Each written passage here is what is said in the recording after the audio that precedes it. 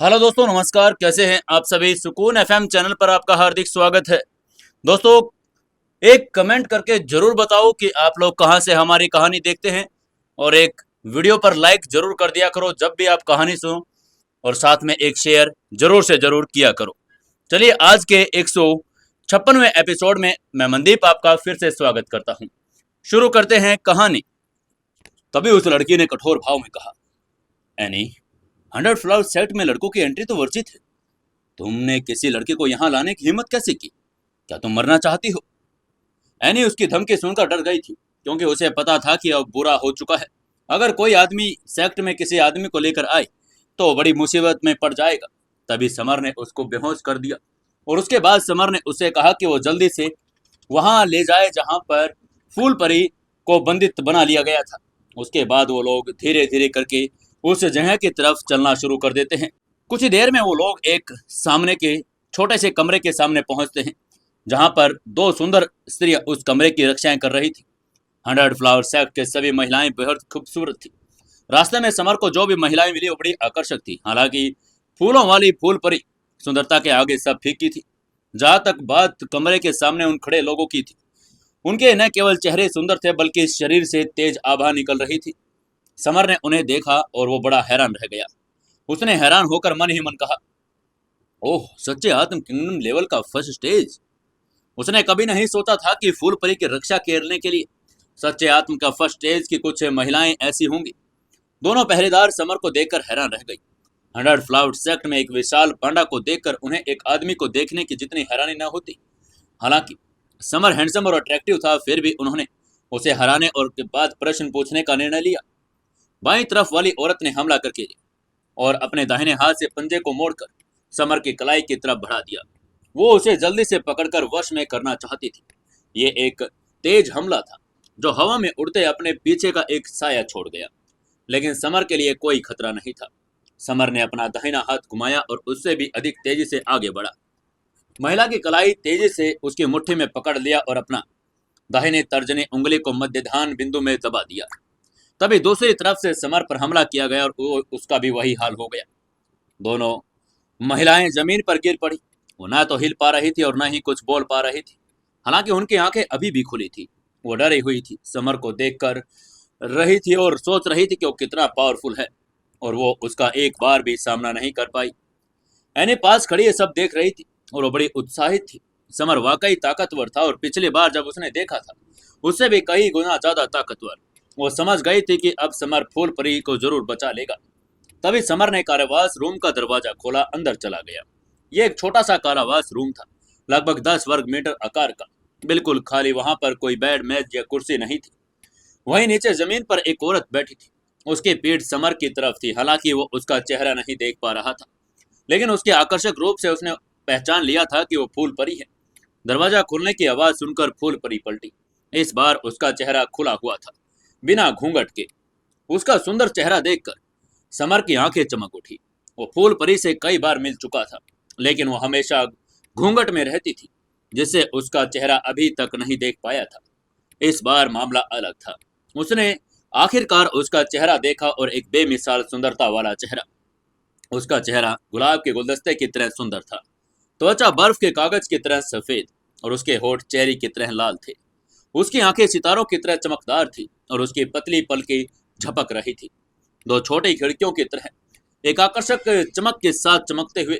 खूबसूरत दिखने के अलावा उनका फिगर भी शानदार और बेदाग था। समर कई सुंदरियों से मिल चुका था। कियारा सुंदर थी, पायल मनमोहक थी, और प्राची बड़ी शुद्ध थी। फूल परी एंशियंट मार्शल आर्ट की दुनिया में नंबर 1 सुंदरी के रूप में जानी जाती। वो इसकी हकदार भी थी। समर अपनी प्रशंसा को अंदर ही अंदर दबाए रखने की कोशिश कर रहा था। समर को आते देखकर फूल परी की चमकीली आंखों ने आश्चर्य से पटक दिया, और उसका मुंह थोड़ा खुला रह गया। उसने कभी उम्मीद नहीं की थी कि 100 फ्लावर सेक्ट के एकांतवास में वो रूप में प्रकट होगा। तभी समर ने मुस्कुराकर कहा, फूल परी, हम बहुत समय बाद मिल रहे हैं। फूल परी की कुछ जटिल भावनाएं महसूस हुई। सच तो यह था कि वो बहुत समय से मिले नहीं थे। फूल परी ने अपने लाल होठों को मोड़कर पूछा, समर, तुम यहाँ क्या कर रहे हो? समर को वहां देखकर उसने सोचा कि वो सपना देख रही है, लेकिन अपनी उंगलियों की चुटकी काटने के बाद उसने देखा कि यह सपना नहीं, सचमुच समर ही था। समर मुस्कुराया और दृढ़ और आत्मविश्वास भरे स्वर में बोला, बेशक मैं तुम्हें बचाने यहाँ आया हूँ। वो एक व्यंग्यात्मक मुस्कान के साथ फूलपरी ने अपना सिर हिलाकर कहा। मुझे कारावास रूम में कैद किया जा रहा है, तुम मुझे बचाने का प्लान कैसे बना रहे हो? समर फूलपरी के पास गया और उसने कहा, मेरे पीछे आओ और मैं तुम्हें बाहर ले जाऊंगा। फूलपरी ने सिर हिलाया और खड़ी हो गई। समर के पीछे बाहर की तरफ चलने लगी। फूलपरी जानती थी कि उनकी हाई हेवन किंगडम लेवल तक नीचे वो गिर गई थी, जिससे वो खतरे में पड़ गई थी। उसकी कई बड़ी और छोटे बहनें संत की उपाधि की शौकीन थी। हमेशा से ये उपाधि के लिए चाहती थी। अगर वो ये उपाधि खो देती तो उसकी जान को खतरा हो सकता था। फूलपरी मरना नहीं चाहती थी, इसलिए वो अब बस समर के साथ ही जा सकती थी। वो कमरे से बाहर निकलकर 100 फ्लावर सेक्ट के लॉबी में पहुंचे कि लोगों के एक गैंग ने उन्हें घेर लिया। 20 से ज्यादा महिला स्टूडेंट्स का एक गैंग था, जिसका नेतृत्व एक लंबे सुंदर बालों वाली सुंदरी कर रही थी। चमकदार चेहरे लेकिन पतले होठों के साथ उसके इरादे नेक नहीं लग रहे थे। उस महिला का नाम नीम परी था और वह फूल परी की बड़ी बहन होने के साथ साथ उसकी दुश्मन भी थी।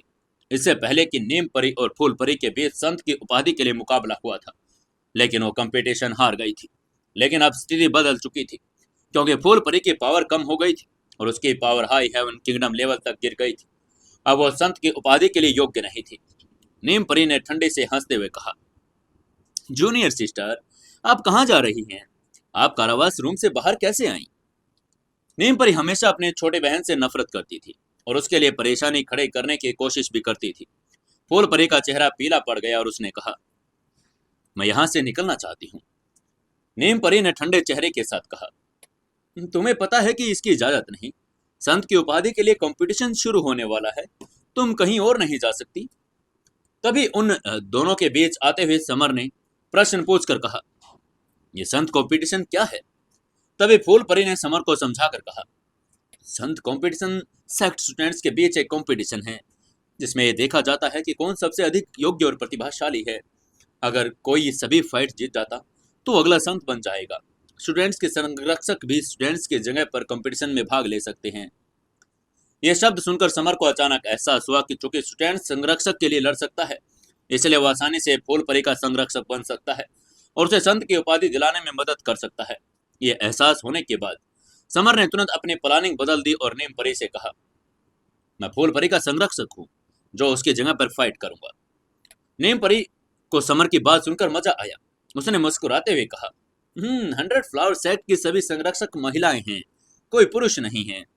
समर ने हल्की मुस्कान के साथ कहा, ये सही है, मैं 100 फ्लावर सेक्ट का पहला पुरुष संरक्षक बनूंगा। नीम परी ने भौहें चढ़ाई और फूल परी की तरफ देखते हुए कहा, छोटी बहन, क्या तुम सच में उस आदमी को अपना संरक्षक बनाना चाहती हो? यह 100 फ्लावर सेक्ट के इतिहास का सबसे बड़ा मजाक होगा। फूल परी को इसके लिए कोई परवाह नहीं थी। उसने बस नीम परी की तरफ मुस्कुरा कर कहा, हाँ, मैं समर को पहला पुरुष संरक्षक बनाना चाहती हूँ। ये लोग नहीं जानते थे कि समर कितना पावरफुल है, लेकिन फूल परी को यह बात बिल्कुल साफ पता थी कि वो निश्चित रूप से एक बेस्ट फाइटर है और ड्रैगन ग्रुप की एंशिएंट मार्शल कंपटीशन का विनर था। पूरे ड्रैगन ग्रुप में 100 फ्लावर सेक्ट की बात तो छोड़िए, कोई उसका मुकाबला नहीं कर सकता था। तभी उनके पास की सभी महिलाएं स्टूडेंट्स फूल परी पर हंसने लगी। वो ये सोचकर कि फूल परी ने हताश होकर किसी पुरुष रक्षक की तलाश की। वो नहीं जानती थी कि समर कितना पावरफुल है, ठीक जैसे ही उसके कुएं में मेंढक नहीं जानते कि कितनी बड़ी है। समर की मदद फूल परी को और कॉन्फिडेंस महसूस होने लगा और उसने 100 फ्लावर सेक्ट छोड़ने का फैसला छोड़ दिया, बल्कि यहीं रहकर अपने संत की उपाधि वापस पाने के लिए संघर्ष करने का फैसला किया। भीड़ हॉल से निकलकर 100 फ्लावर सेक्ट के फाइटिंग अखाड़े की तरफ चल पड़ी।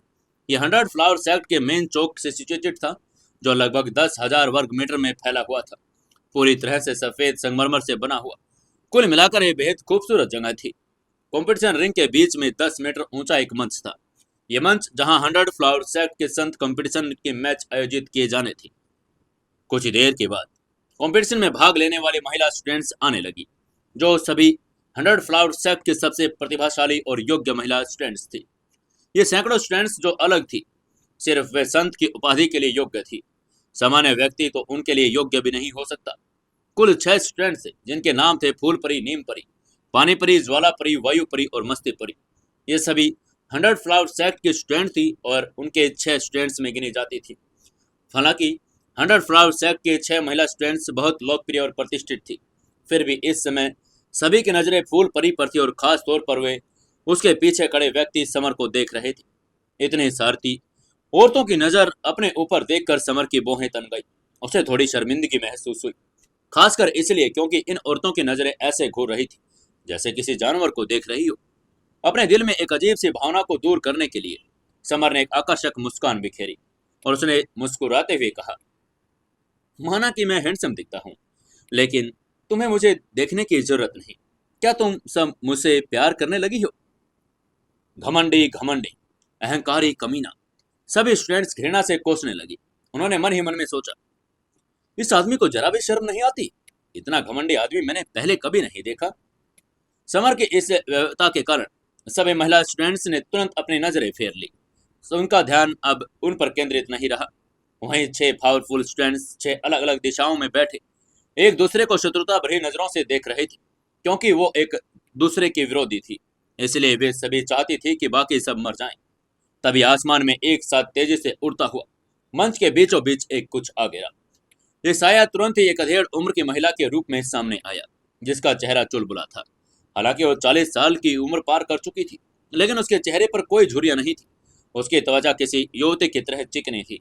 उसने अपनी जवानी बरकरार रखने के लिए जरूर कोई चमत्कारी गोली ली होगी। उस महिला का कोई और नहीं बल्कि 100 फ्लावर सेक्ट मास्टर, एक super class ancient martial art fighter थी। सेक्ट के सभी प्रभु, आसपास के सभी महिला अभिवादन उनका करने लगी। 100 फ्लावर सेक्ट के सेक्ट मास्टर होने के नाते सभी लोग उनकी पूजा और सम्मान करते। वे सभी बेस्ट लीडर थी, साथ ही उनका मानसिक सहारा भी। 100 फ्लावर सेक्ट के फाइटर ने चारों तरफ देखा तो उसका चेहरा भावहीन था, लेकिन जब उसने फूल परी के बगल में समर को देखा तो उसके चेहरे के भाव बदल गए। उसने समर को देखकर मन ही मन में सोचा, वो बहुत एक जैसे हैं, बहुत एक जैसे, सचमुच बहुत एक जैसे। 100 फ्लावर सेक्ट के एक सेक्ट मास्टर की आंखें चमक उठी। वो कॉन्करर के बारे में सोच रही थी, भारद्वाज परिवार के तीसरे मास्टर के बारे में, जिससे वो 15 साल से जानती थी। उस आदमी का उसका रिश्ता प्यार से नफरत था। कॉन्करर ने एक बार इंडिया के सभी प्रांतों में सभी फाइटर्स को परास्त किया था। दुनिया में अनगिनत पावरफुल लोगों को परास्त कर दिया।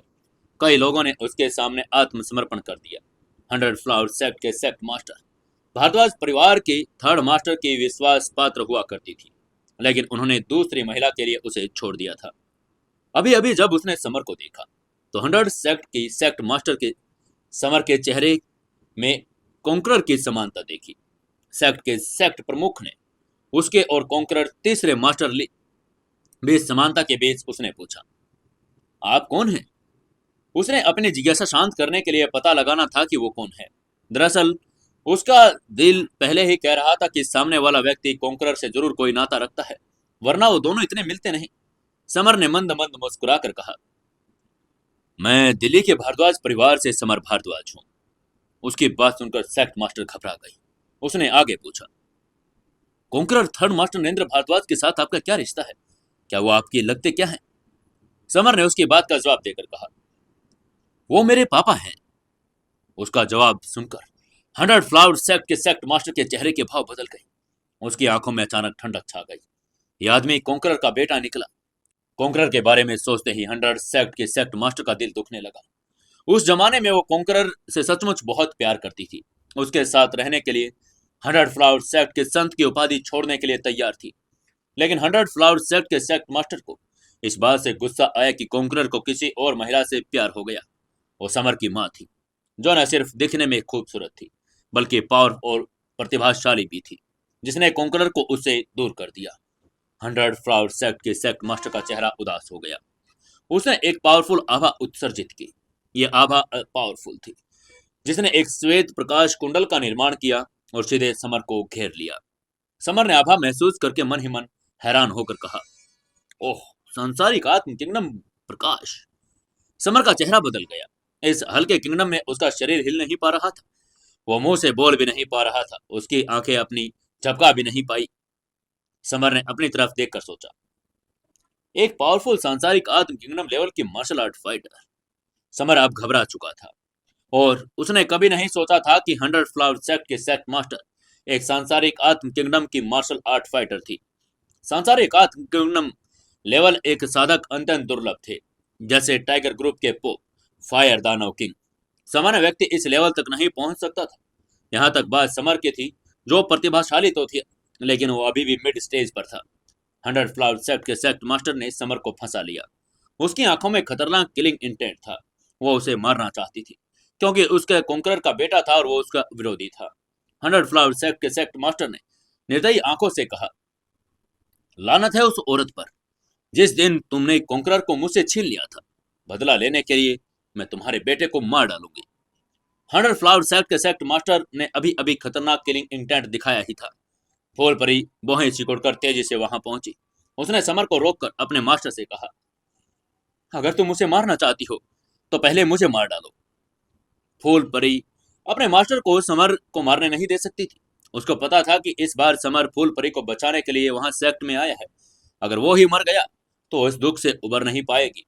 फूल परी की बात सुनकर 100 फ्लावर सेक्ट के सेक्ट मास्टर के चेहरे के भाव बदल गए। अपने सभी स्टूडेंट्स में से वो फूल परी को सबसे ज्यादा प्यार करती थी। अतीत में फूल परी एक सशक्त, सच्चे आत्म किंगडम लेवल की मास्टर होने के साथ साथ स्टूडेंट्स में सबसे पावरफुल और इंटेलिजेंट भी थी। लेकिन अब जब कुछ समय पहले वो वापस आई थी तो उसकी पावर गिर गई थी। 100 फ्लावर सेक्ट के सेक्ट मास्टर को नहीं पता था कि उसकी पावर क्यों कम हो गई, लेकिन वो अब उसे कुछ अंदाजा होने लगा था कि क्या हुआ होगा। उसने अनुमान लगाया कि फूल परी का पावर समर की वजह से कम हुआ था। 100 फ्लावर सेक्ट के मन में आ भरते हुए उसने सोचा, ओह, यह भाग्य ही होगा। वो conqueror third master Narendra Bhardwaj से प्यार करती थी और अब उसकी प्रिय स्टूडेंट्स कॉन्करर के बेटे के प्यार में पड़ गई। 100 फ्लावर सेक्ट के सेक्ट मास्टर ने प्रकाश किंगडम हटा दिया। फूल परी के चेहरे को देखकर वो समर को नहीं मार सकती थी। हालांकि उसने उस आदमी को नहीं मारा, लेकिन वो उसे यूं ही नहीं जाने देने वाली थी। प्रकाश किंगडम हटाने के बाद किसी ने ध्यान नहीं दिया कि 100 फ्लावर सेक्ट की दाहिनी तर्जनी में कड़ी रोशनी निकली। यह अत्यंत सूक्ष्म और अत्यंत तेज थी, जो समर के शरीर में जा लगी। ये एक सांसारिक किंगडम लेवल का हमला था। इसका उद्देश्य मेरिडियंस को नष्ट करना था। स्वाभाविक रूप से समर ने देखा कि उसकी आंखों में एक ठंडी रोशनी चमक उठी। उसकी हरकत देखकर समर ने उग्रता से सोचा, धिक्कार है, इस 100 फ्लावर सेक्ट का सेक्ट मास्टर वास्तव में मेरी साधना में बाधा डालना चाहती है। ये बुढ़िया, एक दिन मैं और पावरफुल हो जाऊंगा तो मैं तुम्हें सबक सिखाऊंगा, चाहे कुछ भी हो जाए। समर के भक्षण बलडाई टोटम इंपोर्टेंट सार में उत्तेजित हुआ और उसने एक काला भंवर बनाया, जिसने सीधे 100 फ्लावर सेक्ट के सेक्ट मास्टर हरे प्रकाश को निगल लिया और इसमें एनर्जी में बदल लिया। अगर 100 फ्लावर सेक्ट के सेक्ट मास्टर को पता होता कि उसके हमले को उत्तेजित और अवशोषित कर लिया गया है तो वो क्रोधित हो जाती। फूल परी समर के पास खड़ी थी। उसे लग रहा था कि वो और मजबूत हो रहा है। उसकी आंखों में शक था, क्योंकि उसे एहसास हुआ कि लड़का वाकई प्रतिभाशाली है। उसने असल में अपनी ताकत बढ़ाने के लिए अपने मास्टर के हमले का इस्तेमाल किया।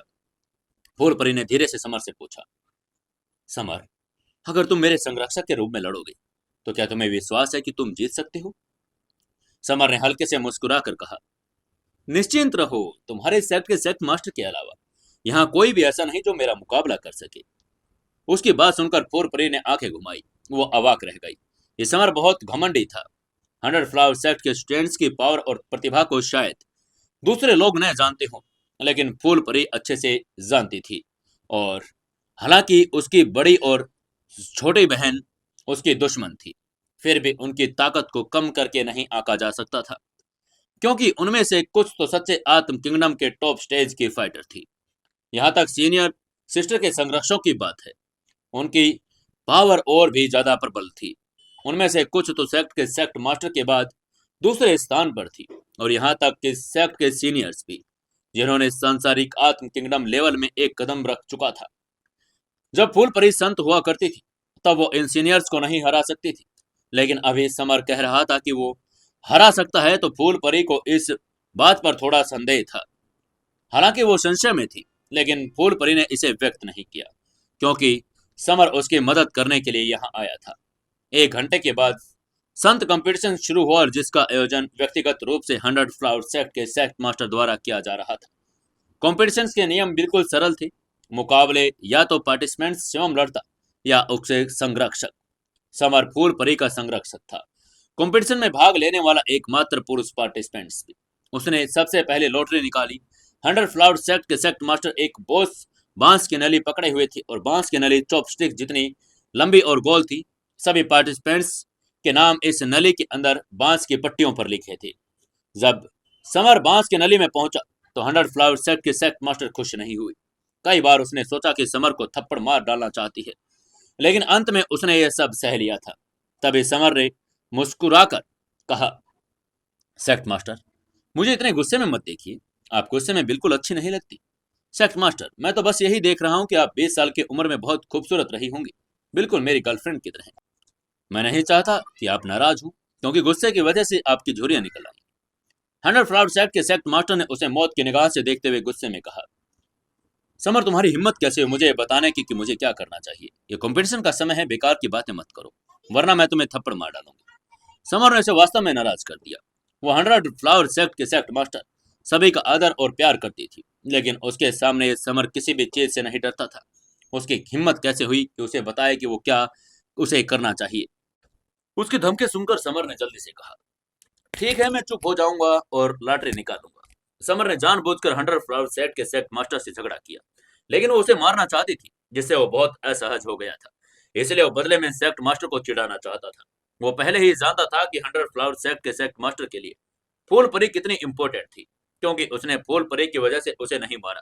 जब तक जहां फूल परी की सुरक्षा की सुनिश्चित करना था, जब तक समर ने अपना गुस्सा निकालने के लिए 100 फ्लावर सेट के सेक्ट मास्टर को चिढ़ाया, उसने बॉस के नली में हाथ डाला और अपना भाग्य निकाल लिया। समर ने एक छोटा सा नोट लिया, देखा कि उस पर नीम परी का ही नाम था। नीम परी का नाम देखते ही समर ने एक अजीब सा भाव देखा। कितनी छोटी दुनिया है। उसका पहला मैच फूल परी की बड़ी बहन से फिक्स हो गया। वो औरत जो फूल परी को सबसे ज्यादा बहिष्कृत कर रही थी। नीम परी को फूल परी और समर दोनों से नफरत थी। समर भी उसे नापसंद करता था। तभी 100 फ्लावर सेट के सेट मास्टर ने मुंह थोड़ा बनाया और अनाउंस करते हुए बोली, पहला मैच समर बनाम नीम परी। नीम परी अपने संरक्षक के पास खड़ी थी, जो 50 साल की एक महिला थी, जिसके चेहरे पर झुर्रियां थी, लेकिन फिर भी वो सुंदर थी। वो 100 फ्लावर सेट की तीसरी एल्डर महिला थी और बड़ी पावरफुल। उसने नीम परी से कहा, मुझे तुम्हारे लिए फाइट करने दो। नीम परी ने अपना सिर हिलाया और कहा, मैं सच्चे आत्म किंगडम लेवल की टॉप स्टेज की फाइटर हूँ, जो समर से निपटने में पर्याप्त है, इसलिए ये फाइट मैं ही करूंगी। 100 फ्लावर सेट के 6 सबसे प्रतिभाशाली स्टूडेंट्स में से नीम परी अपने गौरव और गरिमा रखती थी। तीसरे एल्डर ने सिर हिलाया और नीम परी के चुनाव पर सहमत हो गई। वो स्वाभाविक रूप से देख सकती थी कि समर पहले ही सच्चे आत्म किंगडम के लेवल पर है, और वो चिंतित नहीं थी। नीम परी को पूरा भरोसा रखती थी। नीम परी ने हिलना शुरू किया, जमीन से धीरे से छलांग लगाई और आसमान में उड़ते हुए अखाड़े के बीचों बीच उतर गई। उसकी इस शानदार हरकत ने भीड़ में मौजूद महिला स्टूडेंट्स को आकर्षित किया और वे उसको एनकरेजमेंट करने लगी। नीम परी ने अपना सिर थोड़ा सा ऊपर उठाया, उसका चेहरा अहंकार से भर गया। उसने अपने दाहिने हाथ खड़े समर की तरफ इशारा करके गर्व से कहा, इस फाइट में मैं तुम्हें 3 बार में हरा दूंगी। ये शब्द सुनकर आसपास की स्टूडेंट्स बड़ी एक्साइटेड हो गई। उनके सुंदर चेहरे पर लाल लाल रंग आ गया और वो सोच रहे थे कि सीनियर सिस्टर बड़ी ही दबंग है। उन्होंने न सिर्फ 3 बार में इस्तेमाल करके उन्हें हराने की बात कही। समर से 100 फ्लावर सेट की सभी महिलाएं स्टूडेंट्स परी फुल परी एनी छोड़कर नाराज थी। उसके बारे में नकारात्मक राय खुलकर व्यक्त कर रही थी। उन्हें बस यही उम्मीद थी कि वह असफल हो जाएगा। आसपास के सभी स्टूडेंट्स ने अपना आपस में बातें शुरू कर दी। उनमें से एक लड़के ने हंसकर कहा, हाँ हाँ, सीनियर सिस्टर नेम परी अभी असली ताकत दिखा रही हैं। वो इस आदमी को सबक सिखाने के लिए तैयार हैं। उसके पास खड़े लड़के ने सिर हिलाकर धीरे से मुस्कुरा कर कहा, हाँ, सीनियर सिस्टर ने कहा कि वो उसे 3 बार में हरा देगी। मुझे लगता है कि सीनियर सिस्टर उसे सिर्फ एक ही बार में हरा सकती है। पहले वाली लड़की ने उसकी बात पर सहमति जताकर कहा, हाँ, एक नजर में कोई बता सकता है कि वो आदमी कायर है और तो सबसे ज्यादा ताकतवर होती है। यह महिला स्टूडेंट्स आपस में निंदा करते हुए समर की बातें कर रही थी। 100 फ्लावर सेट उन सभी नारीवादी महिलाओं से भरा हुआ था। वह पुरुषों से बेहद घृणा करती थी। उनका मानना था कि पुरुष कायर होते हैं। नीम परी के उकसावे और अपने आसपास के लोगों को खिल्ली उड़ाते सुनकर समर की आंखों में गुस्से की एक झलक आ गई। यहाँ तक कि महिलाओं की एक गैंग ने उसे बहिष्कृत कर दिया। समर जानता था कि जब तक टाइगर अपनी वीरता नहीं दिखाता, जब तक लोग उसको सिर्फ हेलो किटी समझते हैं। समर तेजी से हवा की तरफ पंच मारकर तुरंत गायब हो गया और वह किसी अखाड़े में प्रकट हो गया। जब नीम परी ने देखा कि समर कितनी तेजी से चल रहा है, उसका चेहरा तुरंत बदल गया। उसकी आंखों में हैरानी के भाव उभर गए, क्योंकि वह असल में उससे भी तेज चल रहा था। हालांकि समर तेज था, लेकिन नीम परी चिंतित नहीं थी, क्योंकि वो खेल कुंजी जानती थी। कुंजी के लड़ने की क्षमता और उसकी आक्रामक तकनीकों की पावर। समर ने अपने पीछे हाथ कर लिए और उसे घमंड भरे अंदाज में कहा, मैं तुम्हें 3 वार करने की छूट देता हूँ। समर को नीम परी और आसपास की महिलाएं स्टूडेंट्स नीची नजरों से देख रही थी। वो भी उन्हें नीची नजरों से देखता था। घमंडी, उन्मादी, अहंकारी। समर के बारे में यही धारणाएं वो रखती थी। वहीं उस घमंडी भरी बातें सुनकर नीम परी का चेहरा बदल गया। उसके चेहरे पर गुस्से की झलक आ गई। आखिर वो कौन थी जो 100 फ्लावर सेट की 6 सबसे प्रतिभाशाली स्टूडेंट्स में से एक? लेकिन अब समर ने कहा कि वो उसे 3 वार करने का लाभ देगा। उसे सचमुच अपमानित सा महसूस हुआ। अब अपमान समर की वजह से हुआ था। तभी नीम परी ने ठंडी मुस्कान के साथ कहा, समर बकवास मत करो। तुम्हें लगता है कि तुम मेरे 3 वार झेल सकते हो? समर ने दोनों हाथ अपनी पीठ के पीछे रख लिए। एक अभिमानी मुद्रा में बोला, जरूर, मुझे अपनी चालें दिखाओ। समर नीम परी को हराना चाहता था और वो बस एक महिला होने के गर्व को नष्ट करना चाहता था। नीम परी का चेहरा उदास हो गया। वो समर बहुत घमंडी था और उसने अपने दोनों हाथ पीछे करके ऐसी हिम्मत की। तभी आसपास की महिला स्टूडेंट्स ने जोर से चिल्लाकर कहा, सीनियर सिस्टर, आप तो ताकतवर हैं, उस बदबूदार कमीने को मार डालो।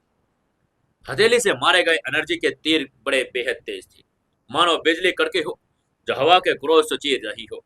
सिर्फ हथेली के मारे गए तीर से आसपास की हवा सीधे अनगिनत भंवर में फट जाएगी। नीम परी के पावरफुल हथेली के वार का सामना करते हुए समर निश्चल हो गया और उसने इसके बारे में कुछ नहीं सोचा। जब नीम परी का हाथ उसके पास आया तो समर का दाहिना पैर उसके दाहिने तरफ चला गया, जिससे वो उनके हमलों से बच गया। नीम परी बहुत धीमी थी और उसका हमला भी कमजोर था। सारी कमियां समर की नजरों में आ गई। समर की साधना तकनीक सम्राट लेवल की संशोधित साधना तकनीकों के उससे भी बेहतर थी। चाहे वो मोर्टल बॉडी हो, कॉन्करर की उंगली हो या फायर ड्रैगन फेट हो, वो हाई लेवल साधना तकनीक थी और जिन्हें अमर लेवल तक विकसित किया जा सकता था। नीम परी का आक्रमण हर लिहाज से बेहद कमजोर था। नीम परी का चेहरा बदल गया, क्योंकि उसे उम्मीद नहीं थी कि समर उसके हमलों से इतनी आसानी से बच निकलेगा। यह उसकी उम्मीदों से परे था। नीम परी तो हैरान रही।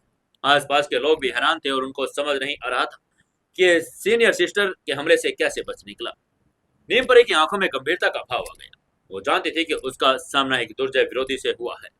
तभी समर ने हल्के से कहा, पहला मौका चला गया, आप जारी रख सकते हैं। उसकी बात सुनकर नीम परी ने गुस्से में अपनी तलवार निकाल ली, जो एक हाई स्पिरिचुअल हथियार था और 3 गुना अंगुल चौड़ा। नीम परी ने आसपास अपने हथेलियों पर हमला किया, लेकिन वो समर को मारने में कामयाब नहीं हुई। इसलिए इस बार भी उसने इस हमला के एक सिर्फ हथियार का प्रयोग करने का फैसला कर लिया था। नीम परी ने अपनी कलाई घुमाई और तलवार सीने पर रख ली। उसने समर की तरफ हवा तलवार में एनर्जी के एक चाप मारा। तलवार समर का दिल भेदने वाली थी। कहने की जरूरत नहीं कि नीम परी बहुत क्रूर थी। समर ने नीम परी को घूर कर देखा, जिससे अपनी तलवार दिल में सिर्फ तान रही थी। उसने मन ही मन में कहा, कितनी निर्दयी औरत है। ये सब सोचते हुए समर ने तेजी से छलांग लगाई और उसके तलवार को चकमा दे दिया। हालांकि हिलिंग्स का आक्रमण बड़ा पावरफुल था, लेकिन समर आसानी से उसे पार कर सकता था। 2 बार गिरने के बाद नीम परी शर्मिंदा महसूस कर रही थी, क्योंकि उसने दावा किया था कि वो 3 हमले में समर को हरा देगी। वो पहले ही 2 बार हमला कर चुकी थी। उसके पास बस एक लास्ट मौका बचा हुआ था। अन्य महिला स्टूडेंट्स भी स्तब्ध रह गई थी, क्योंकि उन्हें उम्मीद नहीं थी कि समर इतना ज्यादा पावरफुल होगा कि लगातार 2 हमलों से बच जाएगा। तभी नीम परी ने जोर से चिल्लाकर कहा, नीम परी की तलवार तकनीक, और उसने अपने शरीर में इंपोर्टेंट सार को वहां तलवार में भेजना शुरू कर दिया। उसने इस बार अपनी व्यक्तिगत तलवार तकनीक को सीधे से हमला करने का फैसला कर लिया था। इस बार समर पर हमला करने पर नीम परी की उम्मीदें जल्दी ही टूट गई। समर ने थोड़ा पीछे हटकर उस हमले को फिर से टाल दिया। समर ने तिरस्कार से उपहास करते हुए कहा, पहले 3 हमले हो चुके हैं, तुम सच में असक्षम हो। उसकी बात सुनकर नीम परी गुस्से से लाल हो गई। समर के अपमानजनक शब्दों से उसका शरीर जलने लगा था। उसके अलावा बाकी महिला स्टूडेंट्स को भी ऐसा ही लगा। उन्हें लग रहा था कि नीम परी के 3 हमलों के बाद समर जरूर हार जाएगा, लेकिन अब उसने सभी हमलों को चकमा दे दिया और वो सुरक्षित खड़ा था। इसके बाद समर ने अपनी रेड फायर तलवार निकाल ली। उसने 30 मीटर ऊंची तलवार और जैसी एनर्जी एक बोल्ट छोड़ा, जिसे आकाश में चीर दिया। रेड फायर तलवार की दूसरी मोहर टूट चुकी थी। वो एक सांसारिक स्पिरिचुअल हथियार बन चुकी थी। उसकी आभा अपने आप में इतनी प्रबल थी कि दूसरों को डराने के लिए पर्याप्त थी। तभी समर ने नीम परी से कहा, मैं तुम्हें अपनी तलवार के एक वार में गिरा दूंगा। उसकी बात सुनकर नीम परी को गुस्सा मैं ऐसा लगा जैसे उसका पेट फट गया हो। 100 फ्लावर सेट की बाकी 5 स्टूडेंट्स में से वो सबसे प्रतिभाशाली फाइटर थी, जिसका बाकी लोग बड़ा सम्मान करते थे। फिर भी समर उसके साथ एक कमजोर कुत्ते जैसा व्यवहार कर रहा था। उसने दावा किया कि वो एक बार में उसे हरा देगा। नीम परी ने व्यंग करते हुए कहा, अगर सचमुच तुमने ऐसा कर दिया तो मैं 100 फ्लावर सेक्ट ही छोड़ दूंगी। उसकी बात सुनकर समर ने सिर हिलाया और उसके वादे पर सहमति जताई। वो इस औरत को अकेले सेक्ट में जाते हुए देखने के लिए बेताब था। समर ने एक जोरदार कदम उठाया, ठोस संगमरमर के स्टोन पर 5 सेंटीमीटर का गड्ढा बना दिया। उसकी ताकत के अलावा उसकी गति से भी सब चौंक गए थे। किसी को कुछ भी पता चले इससे पहले वो नीम परी के सामने पहुंच गया। नीम परी ने उसकी हरकतों को चौंक कर उसकी तरफ देखा और हैरान होकर कहा, कितनी प्रतिभाशाली गति। तभी समर ने जल्दी से अपनी तलवार निकाली और नीम परी के शरीर की तरफ एक आग का गोला दागा। रेड फायर तलवार के इस प्रचंड वेग का सामना करते हुए नीम परी बड़ी सतर्क थी। अपने तलवार के समर के तलवार पर वार किया, लेकिन नीम परी के हाथ में पकड़ी तलवार 2 टुकड़ों में कटकर फर्श पर गिर गई। नीम परी घबरा गई थी। उसकी आंखों पर यकीन नहीं हो रहा था। उस आदमी ने तलवार इतनी अजय थी कि उसने उसके तलवार को तोड़ दिया था। नीम परी की तलवार तोड़ने के बाद समर की रेड फायर तलवार उसकी गर्दन की तरफ पड़ी। अगर वो 1 मिलीमीटर और आगे बढ़ती तो नीम परी का सर आसानी से कट जाता। तभी समर ने शांति से कहा, तुम हार गई। उसकी बात सुनकर नीम परी का चेहरा पीला पड़ गया। वहीं आसपास की भीड़ हैरान थी। उनको अपनी आंखों पर विश्वास नहीं हो रहा था। तभी उनमें से एक लड़के ने चौंकते हुए कहा, अरे ये कैसे हो सकता है? सीनियर सिस्टर कैसे हार सकती हैं? उसके पास खड़े लड़के ने सिर हिलाया और कहा, हाँ ये कैसे हो सकता है? सीनियर सिस्टर तो टॉप स्टेज पर है। समर से एक स्टेज ज्यादा पावरफुल, और एक हमले में कैसे हार सकती हैं? एक और लड़के ने धीरे से कहा, यह मूर्ख तो बहुत पावरफुल है। वहीं समर ने भाव शून्य होकर कहा, नीम परी, तुमने कहा कि अगर मैं तुम्हें एक बार में हरा दूं तो तुम 100 फ्लावर सेक्ट छोड़ दोगी। अब जब मैंने तुम्हें हरा दिया इसलिए तुम चुपचाप यहाँ से चले जाओ। जब नीम परी ने समर की बात सुनी तो अचानक निराश हो गई। 100 फ्लावर सेक्ट वो स्थान था जहां वो बड़ी हुई थी। वो वहां से जाना नहीं चाहती थी क्योंकि इस स्थान से उसका गहरा लगाव था। लेकिन उसने वादा कर लिया था। सभी स्टूडेंट्स ने उसे सुन भी लिया था। अब उसे वादा निभाना ही था। इस पॉइंट पर एकदम से तीसरी एल्डर खड़ी हो गई। उसने नीम परी के लिए बोलते हुए कहा, समर, मैं नीम परी की संरक्षक हूं। मैं उसे जाने नहीं दूंगी। उसकी बात को सुनकर समर ने भौहें चढ़ाकर कहा, तो यहाँ के सभी लोग केवल बकवास करना जानते हैं। आप सेक्ट के तीसरी एल्डर के रूप में कितने प्रतिष्ठित हैं? जब आपकी स्टूडेंट से अपना वचन निभाएगी नहीं तो आपकी रेपुटेशन का क्या होगा? उसकी बात सुनकर तीसरी एल्डर के चेहरे के भाव बदल गए, क्योंकि समर की आलोचना से वो असहज महसूस करने लगी थी। वो दूसरों को उपदेश देने की आदी थी और उसके साथ उसने एक पहले ऐसा कभी व्यवहार होगा ऐसे सोचा भी नहीं था। तभी तीसरे एल्डर ने समर से भावहीनता में कहा, समर, अभी जो हुआ है कोई निष्पक्ष लड़ाई नहीं थी। मैं नीम परी की संरक्षक हूं और तुम फूल परी की। तुम्हें तो मेरे साथ फाइट करने चाहिए। उसकी बात सुनकर समर ने भौहें चढ़ाई एक नजर में जवाब देकर कहा, ठीक है, अगर तुम यही चाहती हो तो मैं तुम्हारी इच्छा जरूर पूरी करूंगा। इसके बाद दोनों फाइटिंग एरिया के रिंग में पहुंच गए। तीसरे एल्डर बाएं तरफ थी और समर दाएं तरफ। तभी तीसरे एल्डर ने अपना चाबुक निकाल लिया और उसका क्रिस्टल सॉफ्ट व्हीप था, 3 मीटर लंबा, काला धातु का बना हुआ। आमतौर पर यह धातु स्टोन ठोस होते थे, फिर भी एक क्रिस्टल स्टील जैसे मुलायम चट्टान कुछ अलग थी। यह धरती पर मौजूद किसी उत्पाद की बजाय एक उल्का पिंड का सार था। चाबुक को परिष्कृत करने की प्रक्रिया में तीसरे एल्डर ने पृथ्वी को सामग्री का नहीं बल्कि उल्का पिंड का इस्तेमाल किया था। ये एक लचीली चट्टान थी जो दूसरों को गंभीर चोट पहुंचा सकती थी। नीम परी के संरक्षक ने एक ऐसा दुर्जय हथियार निकाला, क्योंकि नीम परी की तलवार समर की तलवार से आसानी से टूट गई थी। उसका मानना था कि समर चाहे कितना भी पावरफुल क्यों ना हो, वो उसके लिए क्रिस्टल सॉफ्ट व्हीप को नहीं तोड़ पाएगा। तीसरे एल्डर ने समर की तरफ अपनी चट्टानी चाबुक लहराया और उसकी तरफ चारों तरफ हवा को चीर दिया। समर ने उस फूल परी पर ध्यान नहीं दिया क्योंकि उसे चाबुक की तरह एहसास हो गया था। उसने अपनी रेड फायर तलवार लहराई और क्रिस्टल सॉफ्ट चाबुक पर वार कर दिया। जब क्रिस्टल सॉफ्ट व्हिप और रेड फायर तलवार आपस में टकराए तो एक जबरदस्त पावर उत्पन्न हुई। सभी महिला स्टूडेंट्स भयभीत हो गई थी। उनके चेहरे पीले पड़ गए थे। समर ने भौहें चढ़ाई और पूछा, सच्चे आत्म किंगडम के एक्सपर्ट, क्या आप वास्तव में एक्सपर्ट के फाइटर हैं? तीसरे एल्डर ने हंसकर समर की तरफ देखकर कहा, तुम्हारा किंगडम मुझसे 2 स्टेज नीचे है, इसलिए तुम मेरे खिलाफ फाइट में क्या पेश कर सकते हो? तीसरे एल्डर 2 कारणों से समझा कि नीम परी समर से युद्ध में क्यों हार गई? पहला, उसने उसे पूरी तरह से ट्रेनिंग नहीं ली थी। दूसरा, उसके पास कोई पावरफुल हथियार नहीं था। इसके विपरीत नीम प्री ने, वो केवल शारीरिक रूप से अधिक पावरफुल थी, बल्कि उसके पास क्रिस्टल सॉफ्टवेयर था। वो एक मिड लेवल का सांसारिक स्पिरिचुअल हथियार था। तभी समर ने अपनी कलाई हल्के से घुमाई और अपनी रेड फायर तलवार को कसकर पकड़ लिया। इस बार वो पहले हमले करने वाला था, क्योंकि उसने तीसरे एल्डर से थोड़ा खतरा महसूस हुआ। उसने चिल्लाकर कहा, ज्वालामुखी संग्रहण। उसने अपनी तलवार से उसे काट डाला और अपनी लाइफ एलिमेंट से विशाल ज्वालामुखी विस्फोट कर दिया। स्काई ज्वालामुखी विस्फोट हवा में चमक उठा, पावरफुल गैस उत्सर्जित की और तीसरे एल्डर की तरफ प्रचंड गर्म हवा के साथ गिरा। उसके हमले को देखते हुए तीसरी एल्डर जोर से चिल्लाकर बोली, क्रिस्टल विप तकनीक। और उसने अपने चाबुक से प्रहार किया। अपने इंपोर्टेंट सार को उसमें भर दिया था। जब 7 चाबुक ज्वालामुखी विस्फोट से टकरा रहे थे तो जमीन गड़गड़ा रही थी। इससे निकली जबरदस्त पावर के कारण हवा फट गई और कई होल बन गई। समर तब तक हिल गया था जब उसने देखा कि ज्वालामुखी विस्फोट 7 चाबुक छाओं द्वारा नष्ट हो गया और इस राउंड में समर और तीसरे एल्डर दोनों बराबरी पर चले गए थे। किसी को भी कोई फायदा नहीं हुआ।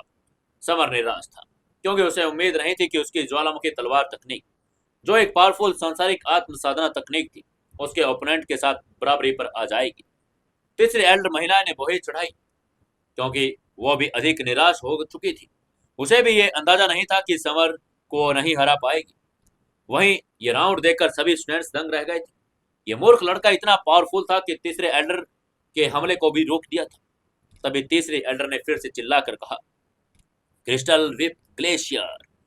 तीसरे एल्डर ने अपने क्रिस्टल विप के प्रहार को अपने जल प्राण सार को कंट्रोल किया।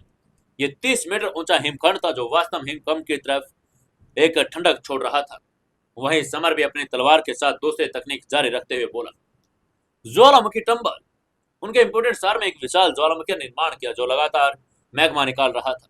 सभी स्टूडेंट्स ने आंखें चौड़ी करके पीले चेहरे से मंच की तरफ देखा। उन्हें हिमखंड और ज्वालामुखी दोनों के विशाल भयावह पार्क का एहसास हुआ। हालांकि तब तक बहुत देर हो चुकी थी। हिमखंड और ज्वालामुखी के बीच टकराव गर्माहट के साथ ऐसा हुआ जो एक उल्कापिंड जैसे पृथ्वी पर गिर गया हो। एक साथ सभी दिशाओं में प्रचंड पावर हुई, जिससे निकटतम स्टूडेंट्स पर प्रहार और भी अचेत हो गया। उन्होंने अपना दाहिना हाथ ऊपर उठाया और एक विशाल हरे प्रकाश को घेरा बनाया, जिससे स्टूडेंट्स को बाकी फैलती एनर्जी से बचा लिया था। जब अंततः अजय पावर समाप्त हो गई और हिमखंड और ज्वालामुखी दोनों बिखर गए, तो फाइटिंग अखाड़े में 2 रंग प्रकट हुए, सफेद और लाल। सफेद रंग हिमखंड से बड़ा बर्फ का था और लाल ज्वालामुखी से बना हुआ था। हिमखंड का निर्माण जल से हुआ था, जो अग्नि का शत्रु था। जल अग्नि का प्रतिकार कर रहा था और अग्नि जल का प्रतिकार करती रही। कोई भी दूसरे को हरा सकता था जब उनकी पावर काफी मजबूत हो, लेकिन अब समर तीसरे एल्डर के बराबर लेवल पर था। इस समय समर और तीसरे एल्डर एक दूसरे को घूर रहे थे, क्योंकि वो जानते थे कि उन दोनों के समान गुणवत्ता वाले सांसारिक स्पिरिचुअल हथियार हैं। वो एक दूसरे को नहीं हरा पाएंगे।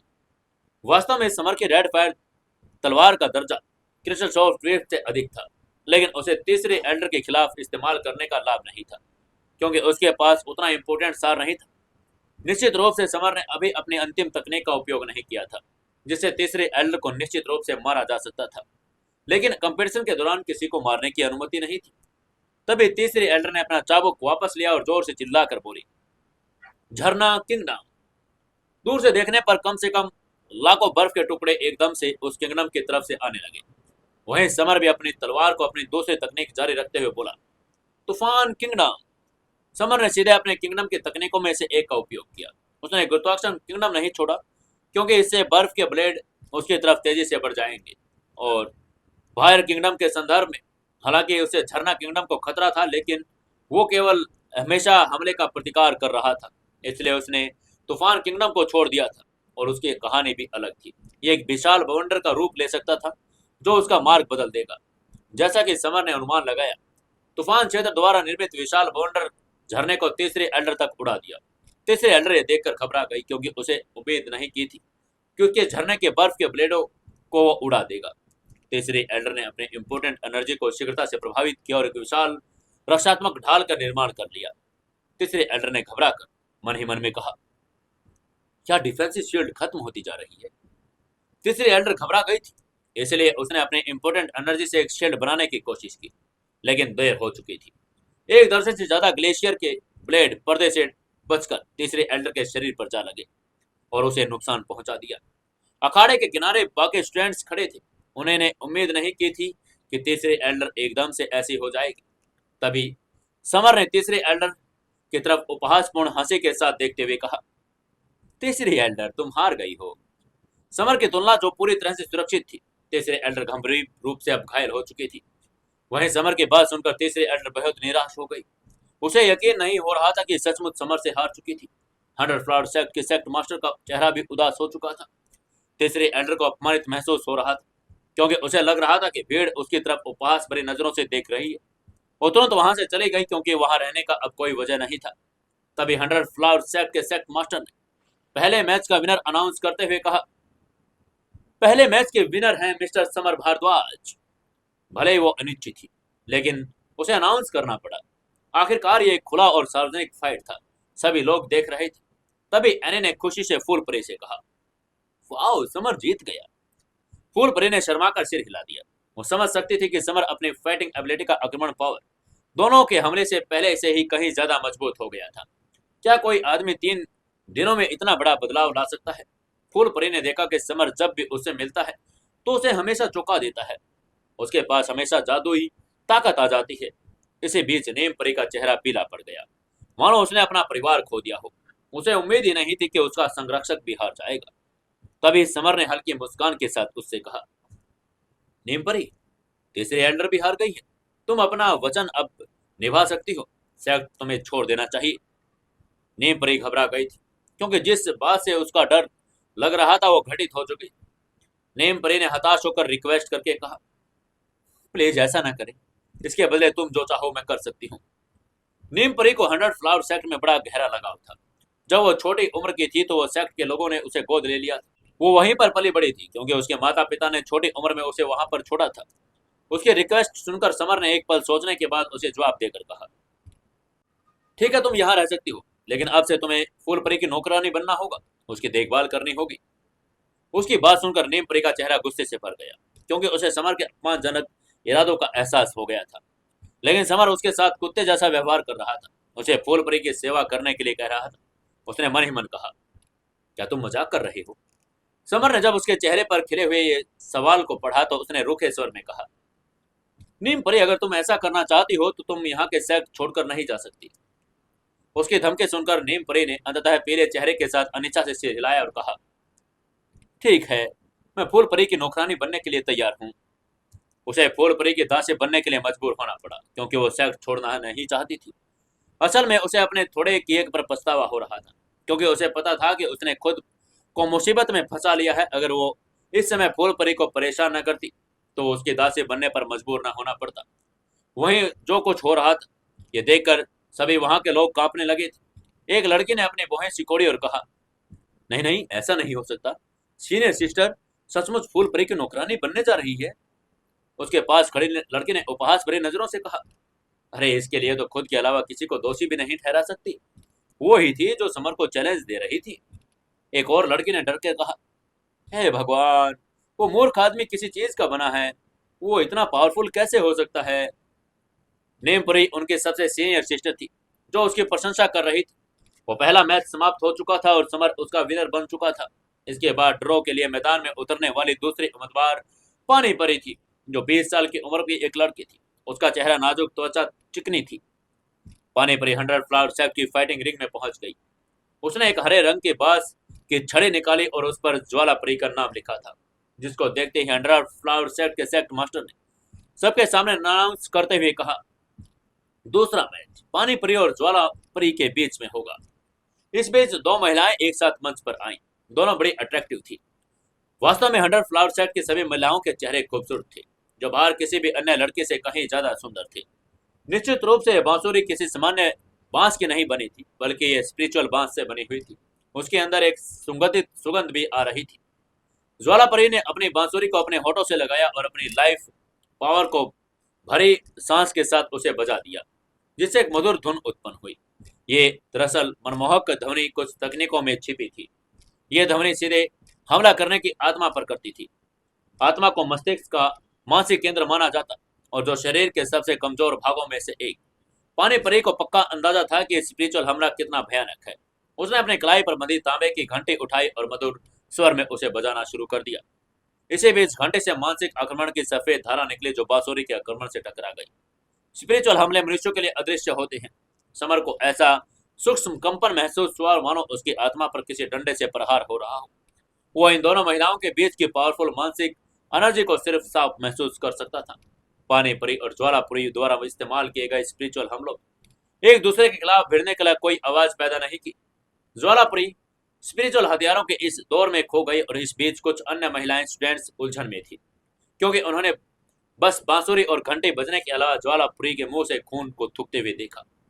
स्पिरिचुअल हमले अदृश्य थे, उनसे बचना बड़ा कठिन था।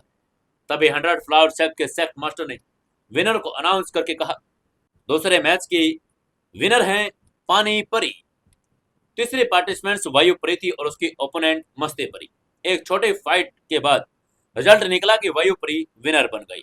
तभी सबसे पावरफुल महिला स्टूडेंट्स ने 3 बाकी बची फूल परी, पानी परी और वायु परी, उनमें से 100 फ्लावर सेट की नई संत सिलेक्ट की जाने वाली थी। समर ने पहले व्हाइट मैच के दौरान पहला ड्रा मिला। अब उसकी ओपोनेंट पानी परी थी।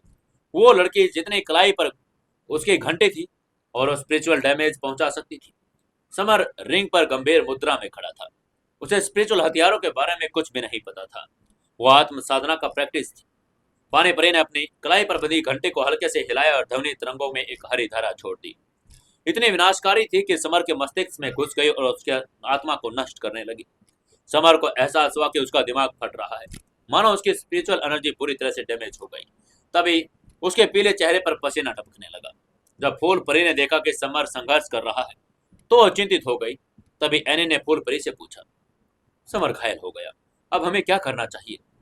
फूल परी ने अपना सिर हिलाया, ऐसा होकर जवाब दिया, ये एक फाइट है, जब तक समर हार नहीं मान लेता मैं कुछ नहीं कर सकती। क्या समर हार मान लेगा? बिल्कुल नहीं, वो कभी भी हार मानने वाला नहीं था। समर ने अपनी आत्मा के भीतर एक जबरदस्त गड़गड़ाहट सुनी, मानो उसका दिमाग अंदर से फट रहा हो। तभी उसके दिमाग में गोल्डन ग्लोब, एक गोल्डन ड्रैगन फैंटम की आवाज निकली। ये फायर ड्रैगन की स्पिरिचुअल एनर्जी थी। फायर ड्रैगन समर के दिमाग में गहराई से छिपा हुआ था। जब तक वो बाहर नहीं आता तब तक खतरे में न पड़ जाए। उसने अपना मुंह खोला और पानी परी के स्पिरिचुअल हमलों से उत्पन्न सारे एनर्जी को सीधे खा लिया और अपने स्पिरिचुअल एनर्जी में बदल लिया। फायर ड्रैगन दुनिया के सबसे दुर्जय ईश्वरीय ड्रैगनों में से एक। हजारों साल पहले विश्व युद्ध के बाद पूरी तरह से घायल होने और अपनी आत्मा के अवशेष के बने रहने के बावजूद भी ईश्वरीय ड्रैगन ही था। एक दुबला पतला ऊंट भी उसके आगे घोड़े से बड़ा था। ईश्वरीय ड्रैगन की बची हुई आत्मा अभी भी पानी परी के स्पिरिचुअल हमलों को निगल सकती थी। निश्चित रूप से फायर ड्रैगन ने इसे अकेले नहीं खाया। पानी परी के स्पिरिचुअल हमले को निगलने के बाद उसने समर के स्पिरिचुअल एनर्जी के लिए अंश छोड़ दिया। इसके बाद समर के मस्तिष्क ने भी स्पिरिचुअल एनर्जी का एक हिस्सा अवशोषित कर लिया। उसने अचानक महसूस किया कि उसकी स्पिरिचुअल एनर्जी बढ़ती जा रही है। स्पिरिचुअल एनर्जी की अलग अलग क्लास थी। फर्स्ट क्लास के सबसे कमजोर, 9th क्लास के सबसे मजबूत। अब इसके अलावा स्पिरिचुअल एनर्जी अधिक थी, आक्रमण पावर उतनी ही प्रबल होती तथा व्यक्ति उतना ही अधिक पावरफुल। तभी समर के मन में एक आवाज आई। उसने टेलीपैथी से कहा, दोस्त, मैं तुम्हें एक गुप्त स्पिरिचुअल तकनीक सर्पिल तरंगे सिखाता हूं। यह कहते हुए फायर ड्रैगन ने समर के तकनीक को सिखाते हुए कहा, आत्मा अदृश्य है, आप इसे देख नहीं सकते, लेकिन वे अलौकिक रूप से मौजूद है। आप अपने मस्तिष्क से स्पिरिचुअल सीक्रेट तकनीक के साथ इसे नेविगेट कर सकते हैं, सर्पिल तिरंगे बना सकते हैं। इस तरह फायर ड्रैगन ने समर के सर्पिल तिरंगे बनाना सिखा दिया। समर ने अपने स्वाभाविक रूप से मजबूत सूझबूझ से इस तकनीक को पल भर में सीख लिया। हालांकि उसने पानी परी को चकमा देने की कोशिश करने के लिए घायल होने का नाटक भी कर लिया था। तभी पानी परी ने कहा, समर, तुम मेरे स्पिरिचुअल हमलों की दया पर हो, चुपचाप हार मान लो वरना बहुत बुरा होगा। इसी बीच समर ने अपने सर्पिल तरंगे बना ली थी। उसने पानी परी को एक अजीब मजेदार मुस्कान के साथ देखा और उसने मन में सर्पिल तरंगों को दिशा को ग्रहण करने लगा। पानी परी ने अपनी सतर्कता कम कर दी थी, क्योंकि उसे अंदाजा नहीं था कि फाइट के दौरान समर को स्पिरिचुअल हमला सीखने को मिलेगा। उसे जरा भी अंदाजा नहीं था कि इस वक्त उसके लिए खतरा आने वाला है। समर ने अपने मन में स्पिरिचुअल एनर्जी से एक हरे रंग का सर्पिल तरंग बनाई। ये एक तेज सर्पिल हमला था जिसने पानी परी के दिमाग को एक पलक में भेद दिया। पानी परी का स्पिरिचुअल मन चकनाचूर हो गया, टुकड़े टुकड़े हो गया। उसकी आत्मा डैमेज हो गई और दर्द से चीख पड़ी। वो हिल भी नहीं सकती थी क्योंकि उसकी स्पिरिचुअल एनर्जी पूरी तरह से बाधित हो गई थी। इसलिए अब उसके पास उस स्थान पर रहने के अलावा कोई ऑप्शन नहीं था। तभी समर उसकी तरफ दौड़ा और बिना किसी दया और हिचकिचाहट के उसे अखाड़े से बाहर धकेल दिया। सभी स्टूडेंट्स ये देखकर सदमा में आ गए थे कि समर ने क्या कर दिया। यह आदमी वाकई बड़ा क्रूर था। उनकी सीनियर सिस्टर को अखाड़े से धक्के देकर बाहर निकाल दिया था। अब लास्ट में वायुपरी बची थी। अब क्या करेगा समर? वायुपरी उसे धोखा देकर उसको साथ खेल पाएगी या नहीं, जानने के लिए जुड़े रहिए अपनी इस कहानी सीक्रेट घर जमाई के साथ। दोस्तों, कहानी को ज्यादा से ज्यादा शेयर करें, कमेंट करें और लाइक करें। आज आपके लिए सिर्फ इतना ही एपिसोड भेज रहा हूं। आप लोग चिंता न करें कि कल का एपिसोड आपको कम से कम 1 घंटे से ऊपर का ही मिलेगा। तो आप लोग ज्यादा से ज्यादा कहानी को शेयर कीजिए, कमेंट कीजिए, लाइक कीजिए और एक प्यारा सा कमेंट करके हमें जरूर बताते रहें कि आप लोग कहाँ कौन सी जगह से अपने कहानी सीक्रेट घर जमाई को देखते हैं। दोस्तों, जितने भी लोग देखें, एक लाइक यार जरूर से जरूर कर दिया करो। आपका लाइक करने में कुछ भी नहीं जाता है और हमें बड़ा अच्छा लगता है जब आप लाइक करते हैं।